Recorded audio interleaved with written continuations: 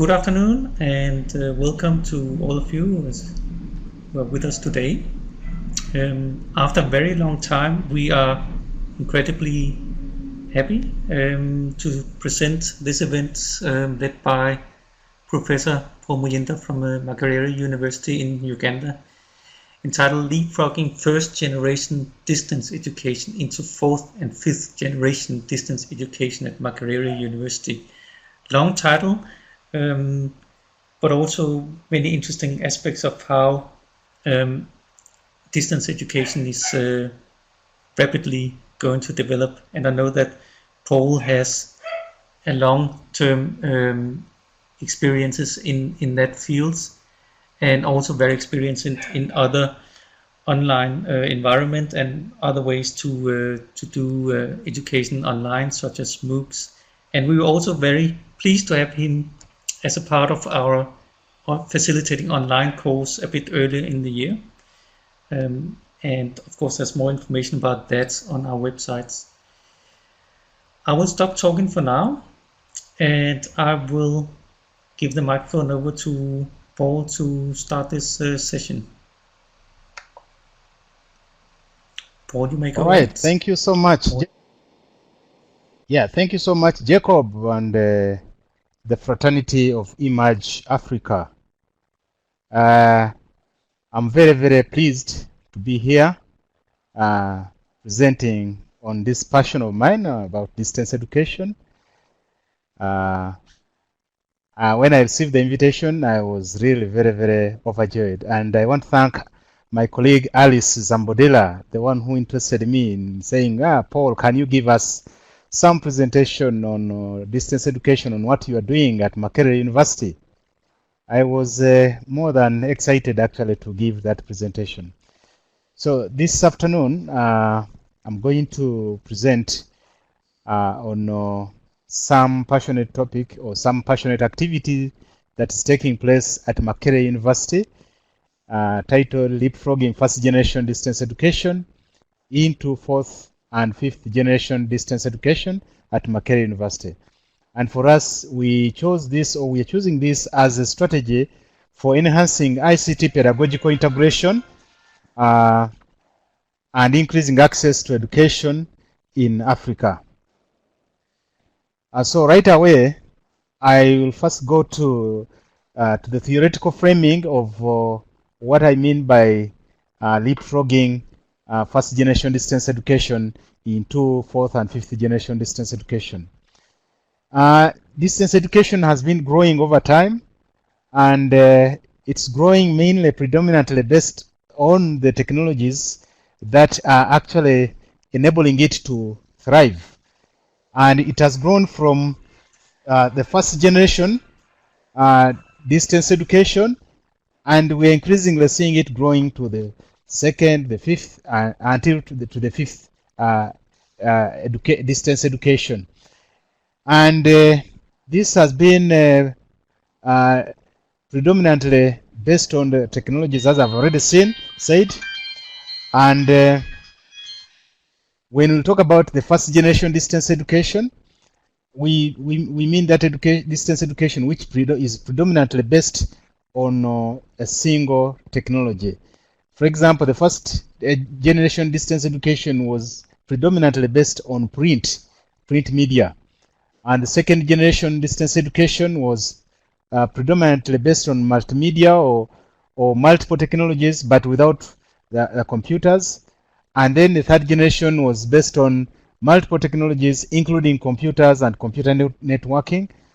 And then the fourth generation is based on multiple technologies, including the beginning of high multimedia, high bandwidth, and computer technologies.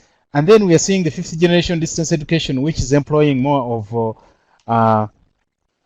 multiple interactive multimedias online. And this is the distance education which is now predominantly being practiced in many universities or in many institutions of higher learning. And as you can see, the media types that facilitate the different generations, I want to concentrate mainly at the fourth and fifth generation. You would see that the media type there that mainly supports this type of distance education provision is to do with email, chats, bulletin boards, computers or learning management systems, social networks, internet, computer-mediated communication using auto-response systems, and campus-wide portals. These are the predominant distance education nowadays in most of the modern universities. That is at the 4th and 5th generation distance education. Now, I want to come back home at Makerere University. In Makerere University, distance education programs are run from the College of Education and External Studies. And as you know, Makerere University is a dual mode university, meaning that it has contact programs, or what we call internal programs at Makerere University, and then what we call the external programs, or the distance education programs. Now, the distance education programs are housed in the College of Education and External Studies. And you could see we are comparing the statistics of the students enrolled in the College of Education and External Studies, but on distance education. So you could see that at Makerere, the entire population of Makerere, for example, about 10% of the students in Makerere University are distance learning students. And so these are the students who are not based at the main campus at Makerere University, but they receive tuition of Makerere University from wherever they are located. So now, what was our situation of distance education from 1991 to 2013? I give this period 1991 because it is in 1991 that distance education was started at Makerere University.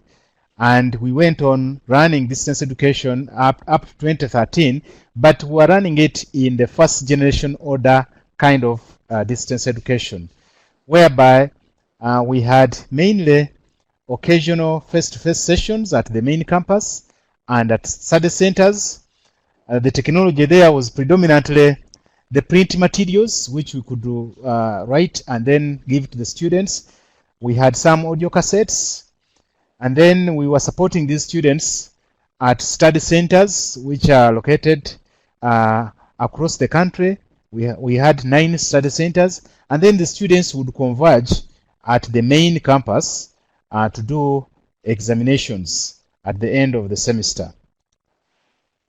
Now, having looked at this situation that is in first generation order distance education, and also knowing what technology is affording us, we realized that Makerere University's distance education was more of an archaic distance education, and it was not supporting flexibility. It was also not supporting many students because they have to come to the university for face-to-face, they have to come to the university for examinations, and so it was not as flexible. And many universities were moving away also from this form of distance education, which was predominantly based on print material. So ours was therefore to see how we could be able to jump from this predominantly first generation distance education to a form of distance education which uses more interactions online, or the online distance education.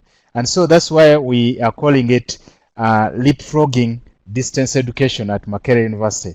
So we are trying to jump some of the steps that many universities went through to get to the latest, and that's why we call it leapfrogging. Now, in leapfrogging, we have we looked out and found out a number of interventions that we need to do in order for us to be able to leapfrog to the 5th generation distance education. And the interventions we identified as a university were that we needed to have greater human capacity developed in the area of online distance education. And in this regard, we really want to thank the University of Cape Town, because it has been really at the forefront of trying to build our capacity in online education, in interactive learning using technologies, and so on. So we needed to develop a greater capacity, human resource capacity. We needed to develop skills at that level. We needed to develop knowledge in online distance education. We needed to do a lot of research in online distance education. And above all, we needed to change the attitude, because attitude of the students, attitude of the teachers is very important as you try to move into online distance education. So we needed to develop capacity in all these 4 areas: skills, knowledge, research, and attitude. We also needed to have kind of programs that would work as action research programs, where we would be practicing actually what we are learning, practicing what we are actually trying to research on, and so on. So we needed to develop some seed online academic programs, programs that would run purely as seed online or blended academic programs. And then we needed also to develop the capacity of our infrastructure, our institution itself, in terms of the policy for online distance education, and also the infrastructure to support this online distance education. So those 3 intervention areas were very important for us. And so we started finding strategies on how we could be able to support those 3 strategic interventions. And in so doing, we came up with a project. We proposed a project, and this project was named the Distance Education Leapfrogging Project. It can be found on this other website that you can see there. This project is helping Makerere University to actually get to the vision that is helping Makerere University to get to these interventions that we have mentioned. This project is a project which has a number of partners from the north, and that is from Norway, and then Makerere University from the south. And the project is supported or is funded, partially funded by NORAD. The other funding is coming from Makerere University itself and the government of Uganda. NORAD is supporting this project, and therefore is giving us a lot of support in terms of capacity development, in terms of infrastructure, in terms of skills development, and so on.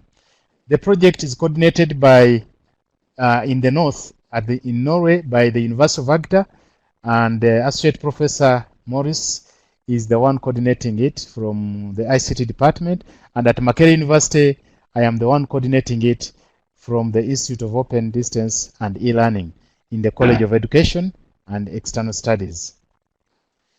Now, this project has intended goals at the impact level. We want to create some impact, and also at the outcome level.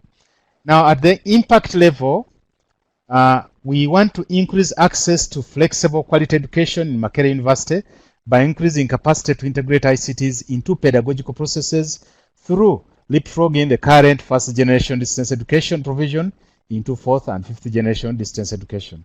Now, at outcome level, we want to increase Makerere University's capacity to offer academic programs through fourth and fifth generation distance education.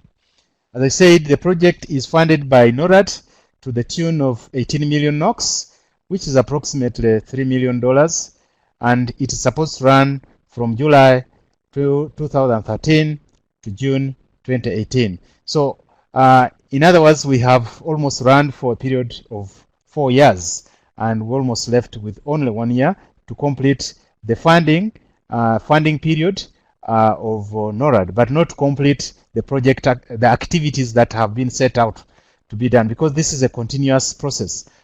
Even after the Norwegian funding, we shall continue using the Ugandan government funding and Makerere University funding to continue running the activities that are supposed to keep leapfrogging us to the most modern level of distance education.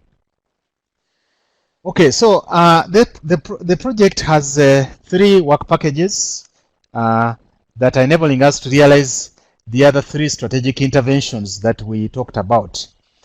The first work package concerns education. We need to provide education both at bachelor's and master's level, and then we need to carry out research, PhD research, and other research at other levels, say postdoc research, and then we need to do institutional development. Now, I want to report, therefore, on the achievements of the projects. What has the project so far achieved in trying to leapfrog us from the 1st generation distance education to the 4th and 5th generation distance education? I will report on this package by package. In terms of the first package, which is education at bachelor's and master's level, we have been able to train staff from within Makerere University in online courseware development and facilitation. And about 50 staff have so far been trained in this particular arena. And the good thing is that some of the staff have not been only trained by the Norwegian funding, but some of the staff have been trained by actually University of Cape Town. I am one of the examples of those that have been trained in the University of Cape Town. First, at the level of a postgraduate diploma in education with ICT, and then at the level of online facilitation, the 2015 cohort. And so a number of staff are being trained, and these staff are supposed to be the pioneers, to train others, to cascade the training to the rest of the university. And with that training, we have been able to develop 2 seed online learning programs, or what we would call blended learning programs or online learning programs. And these programs are the Bachelor of Youth Development Work. We decided to develop this program, the Bachelor of Youth Development Work, because originally we had a program called the Diploma in Youth Development Work. And this program was actually initiated by the Commonwealth of Learning, the Commonwealth Youth Secretariat, actually. And so there was demand from the graduates of the diploma program to upscale to a degree program. And these graduates are located all over Africa. They are located all over the world, actually, in Commonwealth countries. And therefore, we wanted a program that could also reach out to those people in the Commonwealth countries. And the online Bachelor of Youth Development Work program is supposed to do that. Then we also needed a program to develop capacity within Uganda, within Africa, within the East African region, in instruction design and technology. You all know that the only country which is developing this capacity is South Africa, University of Cape Town and other universities there. But we needed to have a program at Makerere University to leapfrog or to develop the capacity in e-learning, develop capacity in distance education, develop capacity in online learning, and so on. And this program is called the Masters in Instruction Design and Technology. These programs have already been fully developed. Their curriculum have been fully developed, and they have been fully onlineized, put online. And the programs are supposed to start in August 2017. The good thing is that in order to popularize these programs, we have some scholarships on the Masters in Instruction Design and Technology for Ugandans and for nationals of South Sudan. Nationals of South Sudan, because we need to reach out to our brothers there and provide them with an education, because they have been for long under a conflict situation. The other work package is PhD and research. And under this work package, Makerere University staff are undertaking research in their PhDs on areas related to online distance education. And two staff are at the University of Agda, and one staff is at the University of Nairobi. They are almost in their final stages. Actually, they're in their final years of pursuing their research in online distance education. Mr. Godfrey Mayende is looking at effective online group communication as his PhD research, whereas Diana is looking at mobile learning for improving for improving livelihoods, and then Mr. Nazarius is looking at cost-effective planning of online education. Is looking at that angle of cost effectiveness for online learning. Still under PhD on research, we have been researching and then, of course, writing papers and presenting them at international conferences. Others, we've been publishing them in chapters or books and then journals. But also, we do hold, every year, we hold an annual research workshop. We have so far held 2 workshops, one in 2015 and the other in 2016. The one for 2017 is going to take place on 22nd May, and we invite you all to come to Makerere University to participate in this workshop. Yeah. Then still, we've talked about these research workshops. We could say that in 2015 workshop, the DELP 2015 workshop, which was held on 15th June, we had 14 research papers being presented. And then in last year, in 2016, we had more papers actually being presented, 21 of them. This year, we are likely to see more research papers presented at this year's annual research conference. And all these research papers are actually on the area of online distance education and what different faculty in the different units are doing in this area of online distance education. The different interventions that are taking place in the different faculties, the different units, is what people report on in these workshops. We do have, under PhD research, of course, we do have staff exchanges, where staff actually from the south go to the north, and then staff from the north come to the south to mentor each other in online distance education. And as you can see, we have staff from the University of Agder coming down here, and also we have staff from Makerere University going to the University of Agder to actually do more research in online distance education. We have joint research papers, research publications, we have student exchanges between the north and south, and all these are enhancing our capacity to offer 5th generation distance education. Through the collaboration that is existing between the north and south, we are developing future partnerships. We are developing more collaborations. We are developing more projects. And of course, we are also increasing on the cultural ties between the two countries, that is Norway and Uganda, and also having more such projects being written and also assisting the DEL project, because the DEL project is going to end in 2018. So what happens after that? So we have sustainability mechanisms through future cooperations with our partners. Okay, that was PhD and research pillar. Now, the next work package is on institutional development, because we cannot be able to run online distance education or blended distance education without developing the infrastructure, both at the main campus here at Makerere University and maybe at the centers, and also improving on the accessibility, improving on the working environment, improving on the bandwidth, improving on the ICTs, and so on. So in the DEL project, we have been able to remodel a center in Lira. Lira is one of the towns or one of the cities in northern Uganda. Makerere University is in central Uganda.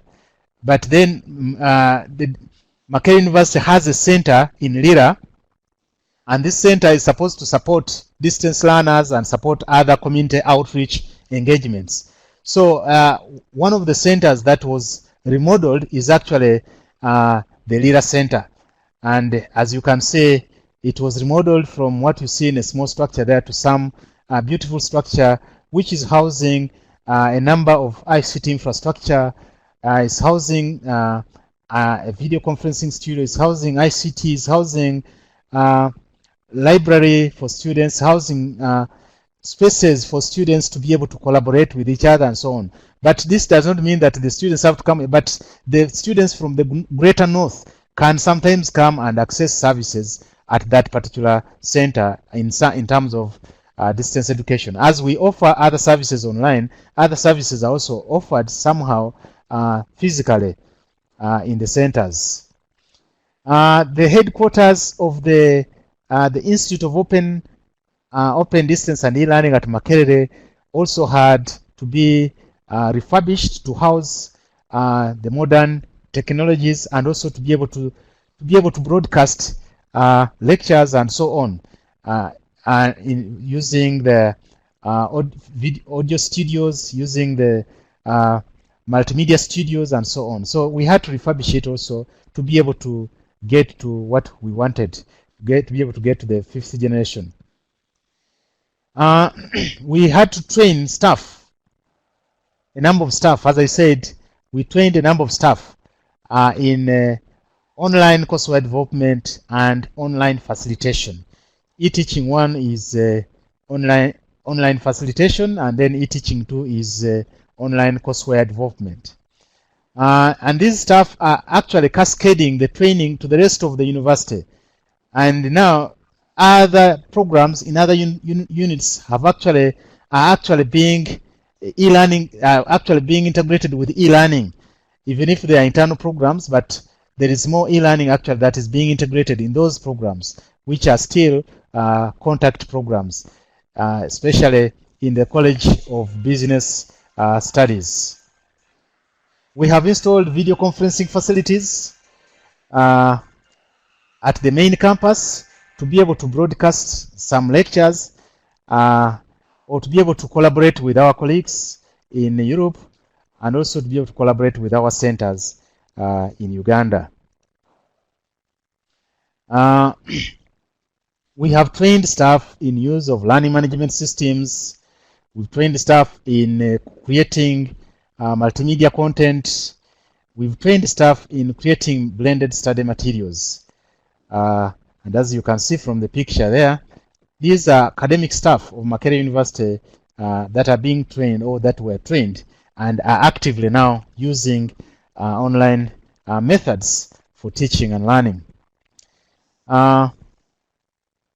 We have trained staff to transform legacy content into blended learning content, into online learning content. That is for the programs that we are developing, that we've developed as online courses. But also we have also trained the technicians, those that support the academicians. We have also trained them in various skills, like skills of handling multimedia equipment, handling cameras, and so on. These are trained and they are using those skills.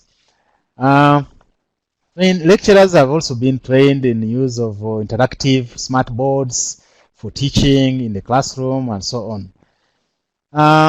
We have procured a number of equipment to be able to enable Makerere University to run online distance education programs. And as you can see, the list is quite long. We've just had to mention a few of them here. But Makerere University is really quite well equipped now for running online distance education. The other thing, as I said, was also to develop a policy for open distance and e-learning.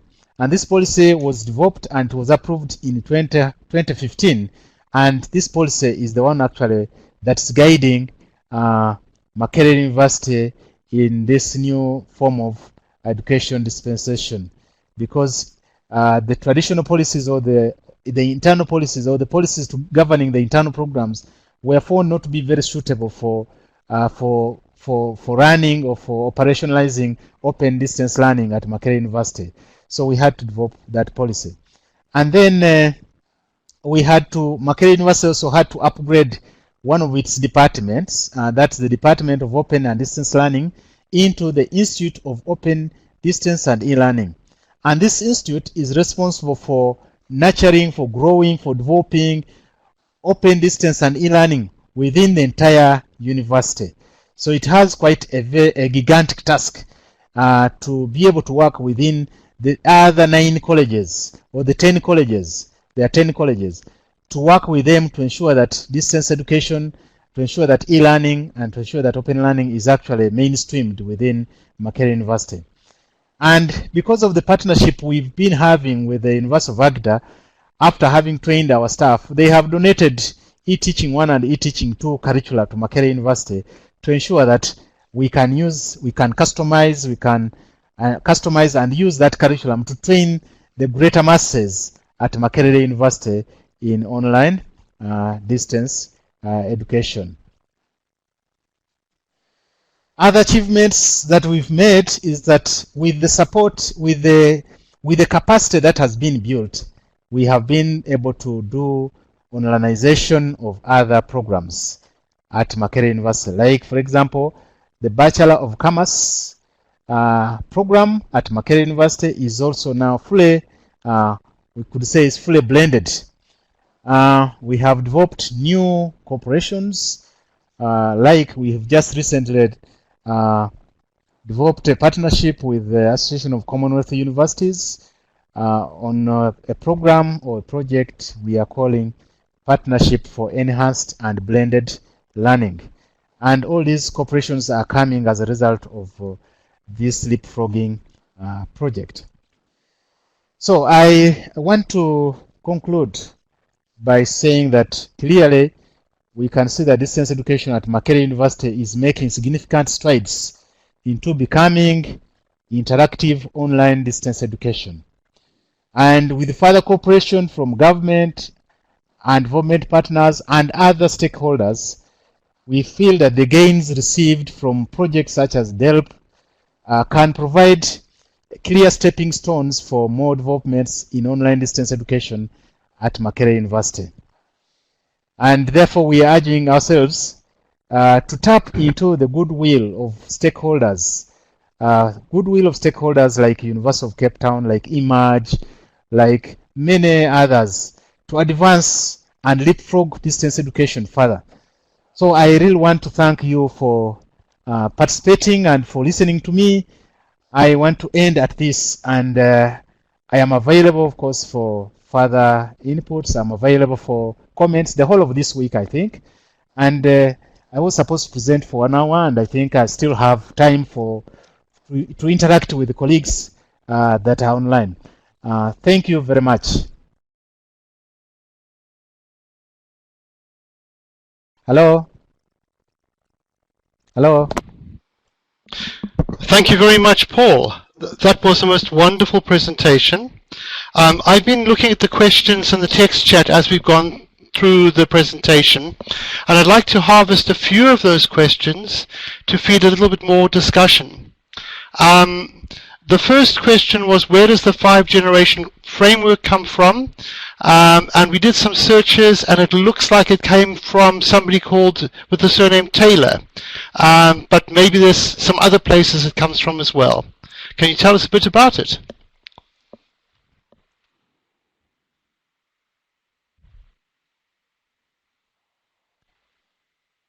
Hello, Paul. Your mic is muted.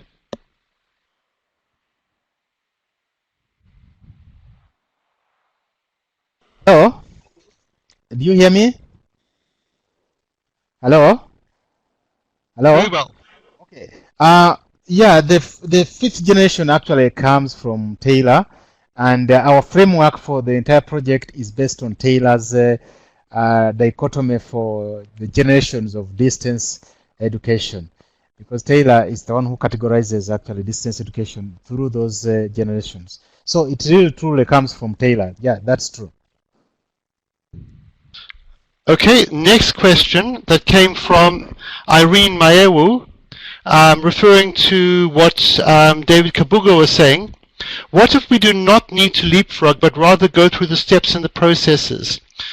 Are you actually leapfrogging, or are you just going through the steps very fast?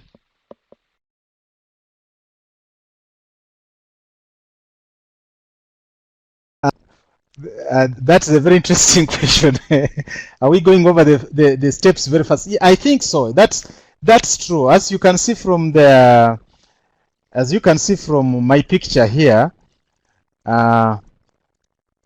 if I can quickly show this picture. This picture here. Yeah, it's true. We are jumping some of the technologies, some of the steps, but also, as you can see, technologies are never abandoned. If you look at the table which we started with, technologies are not abandoned. These generations, actually, they keep on building on top of the other. Because, as you can see, even the 5th generation still has print in it. But according to Taylor's categorization, he categorizes it based on the most predominant technology.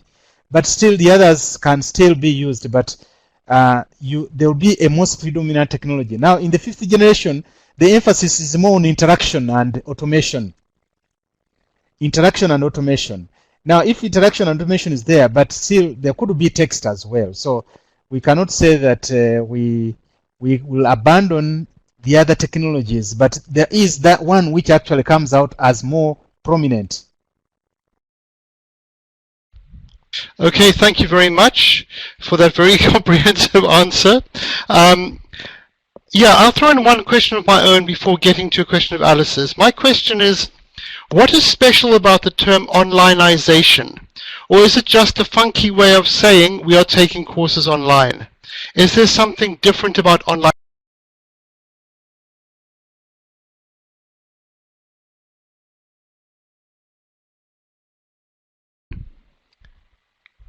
That's very interesting. That is a term that's being coined from Makerere University. And if you want to cite it, then you just have to mention my name. Because we are using that term so frequently here to mean putting kind of transforming legacy content into online interactive courses. So it is a term which is actually springing from Makerere here to mean put. Great. And a reflective practice kind of question coming from Alice. What were some of the challenges faced and the important lessons learned? Because when you go through a project which is this bold and this ambitious and this big, presumably at some point you hit some challenges and you have to...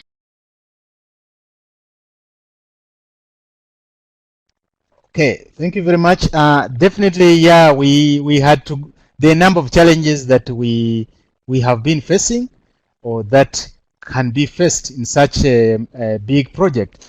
Makerere University is one of the traditional universities in Africa and in the world, let me say, and therefore it has a lot of traditional ways of doing things. And when here is an institute coming up and saying, yes, we want to transform you, that sometimes becomes a challenge. For instance, it has a challenge in the sense that when we were trying to have the curricula of these programs approved, it takes on a very lengthy red tape. You start from the departments where these programs are going to be hosted. They have to discuss these programs. And then after the department, you have to take it to the school where the department falls. After the school, you have to take it to the college. After the college, you have to take it to Senate. And after Senate, you have to take it to the Council, Quality Assurance and ICT Committee. Then after that, it has to go to the Council itself. Then after Council, it has to go to the National Council for Higher Education. Now you can see that a project is a time-bound kind of activity. And these other meetings are not actually looking at the time that this project is supposed to, because it's supposed to be taking. They have scheduled almanacs for meetings, and you cannot therefore say you have a special meeting just to discuss these projects. So sometimes there were time overruns for these time overruns as one of the challenges. Then there are, of course, lessons we had to learn that when you are doing a project of this magnitude, you must be able to involve almost all stakeholders, because at a given moment, somebody can say, I wasn't consulted when you are doing what you are doing. And so you have to ensure that you consult all stakeholders in that chain of, say, program approval, in the chain of different processes at the university, in the chain of ICT, maybe ICT procurements and so on.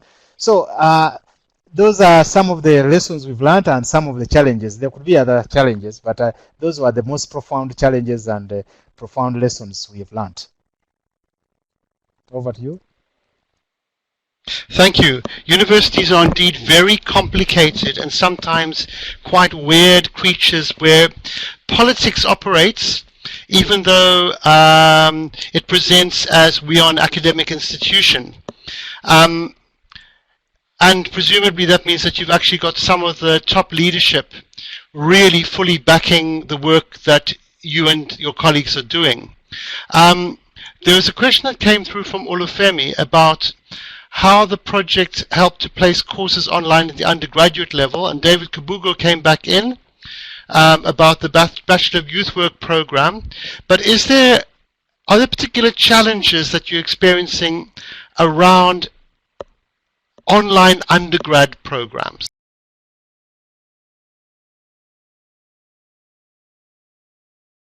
Yes, online undergrad programs. As you and many of all colleagues are aware, a pedagogical online course is one which is actually interactive.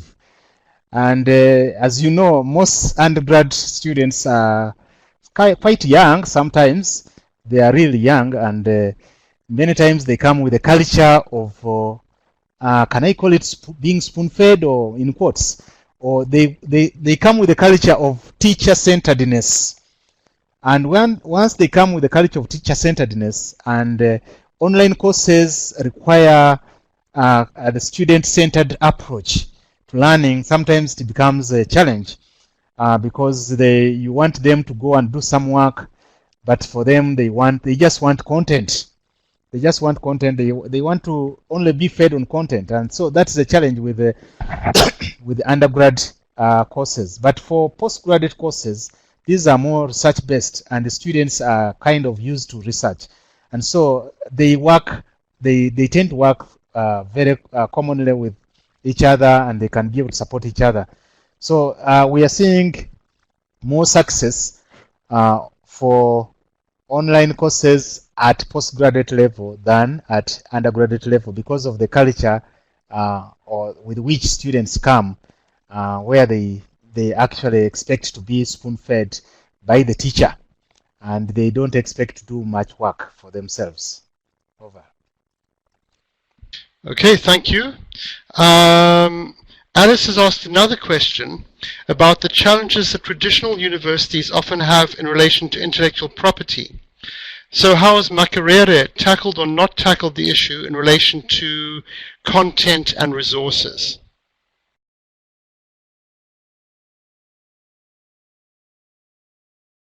Intellectual property. Yeah, Makerere University set up an intellectual property office, and this office is responsible for actually educating staff and students about the intellectual properties for different resources within the university.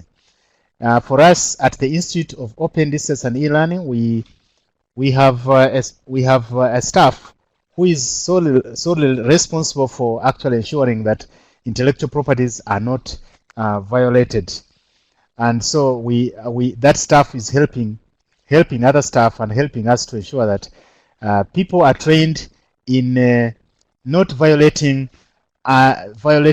intellectual properties and so on, but using resources fairly and so on. Then Makerere University also has a policy that when you want to get promotion and you've published papers and so on, even if you published in whichever journal, they must be subjected to an intellectual property kind of check or plagiarism check. And this office is in the Directorate of Quality Assurance. So the Directorate of Quality Assurance is actually at the forefront of trying to ensure that we keep intellectual property or we observe intellectual property kind of regulations and norms within the university. And online courses are also also using these offices to ensure that we don't violate intellectual property norms. So every training that we have for onlineization of courses at Makerere University, we have to invite in people from the Directorate of Quality Assurance and also staff from within our units to be able to train us and be able to ensure that we are following the intellectual property conditions. Great. Alice seems to be asking lots of questions here, including a question about the role of open educational resources in the onlineization process. I'd add to that about open resources and the idea of open practices. Can you say something about that?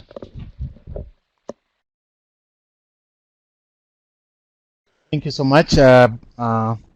Open education resources and how we are utilizing them within our courses.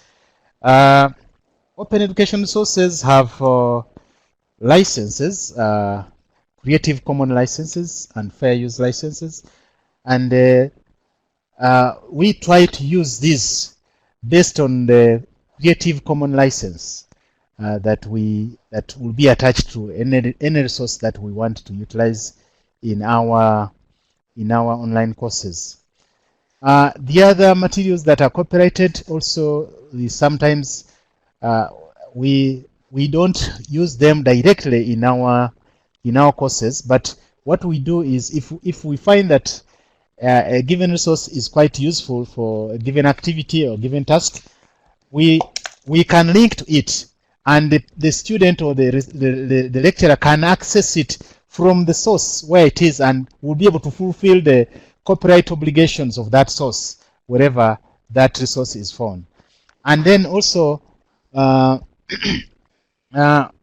we have encouraged our staff to mainly use open education resources, because the issues of copyright are less when you use open education resources than when you use proprietary resources. So we do use them, but we encourage staff to look at the license, the Creative Commons license, and also be able to acknowledge that license wherever they are using the materials.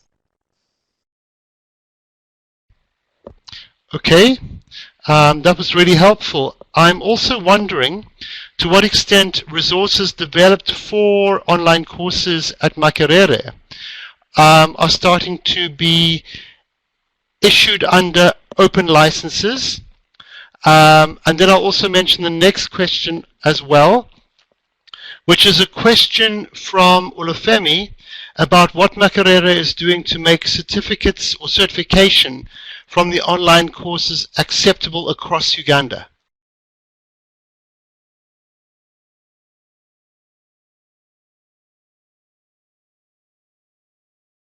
To what extent are resources developed for MAC courses open? We have not yet opened them up, because these are being developed for in-house courses. We have not developed MOOCs as yet where we can open them up, but these are developed for curriculum-based courses, or courses on the different curricula within the university. So these are presently restricted to students who are enrolled at Makerere University. So we have not yet made them open, but when we write some MOOCs, maybe those ones probably we shall open them up. And then Olufemi's question was? Olufemi's question was about the acceptability of certification of Makerere's online courses at other institutions in Uganda. So someone could do an online course through Makerere and then perhaps even transfer credit? Okay, as you have already heard, we have been running distance education programs since 1991, and we have been variously using different media technologies to have these programs run. In fact, if you talk to people who have employed our distance learning students, for example, accountants who have done the Bachelor of Commerce External, which is a distance learning program, vis-a-vis Bachelor of Commerce Internal, we have talked to some of them and they have realized that the students who have studied under the distance education mode are more pervasive and more rigorous in terms of practice than those who have studied through the internal mode. And the reason is that these students study from different contexts and they bring in different practices in the classroom. And many of them are studying as they work, and they relate what they are learning with their workplaces, with their practices at work.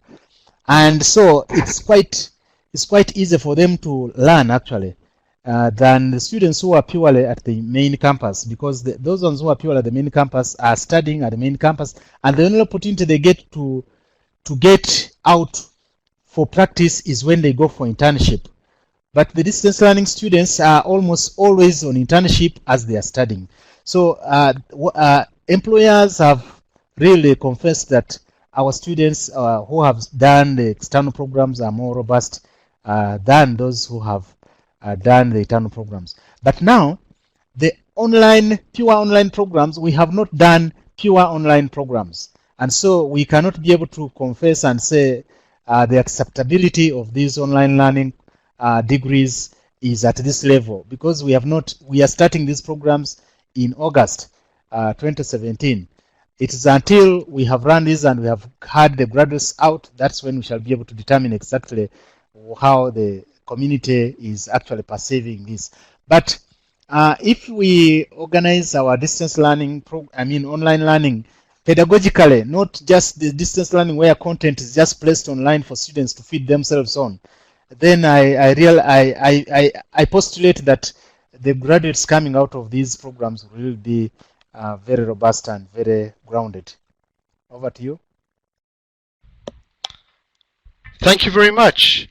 It sounds like 2017 is another really exciting year for the development of capacity and new experience of online courses at Makerere.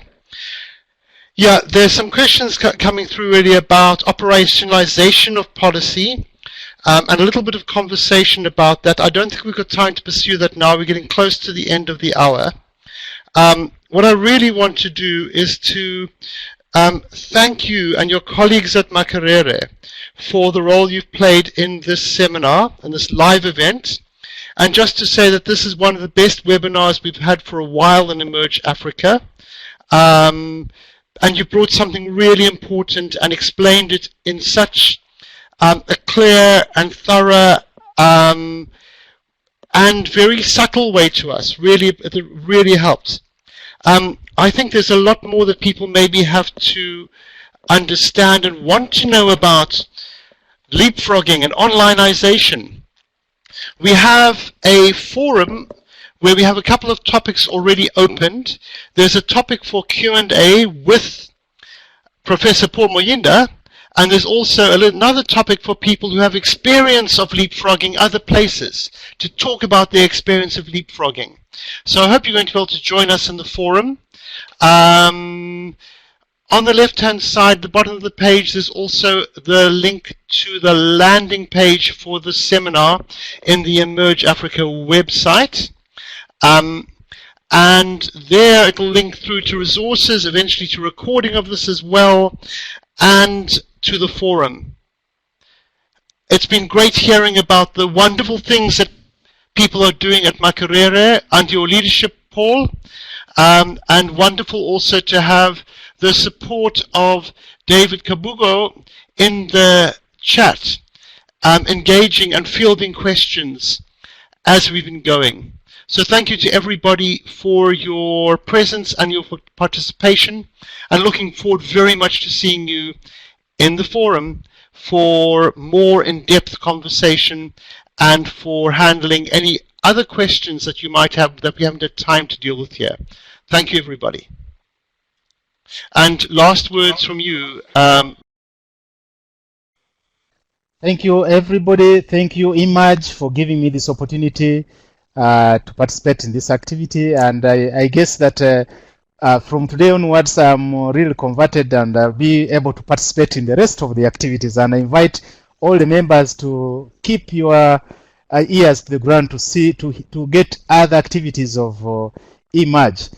Thank you so much for profiling us in this project. And we hope to report further in our progress maybe next year, because I'm sure we shall be having more activities and more outcomes coming in, and we need to share this later on, and either here online or in other forums. So thank you very much. And I hope to meet all of you in the forums, that because the whole of this week we are going to be interacting on this particular topic. And so we meet in the online forums that have been set up for us. Thank you very much.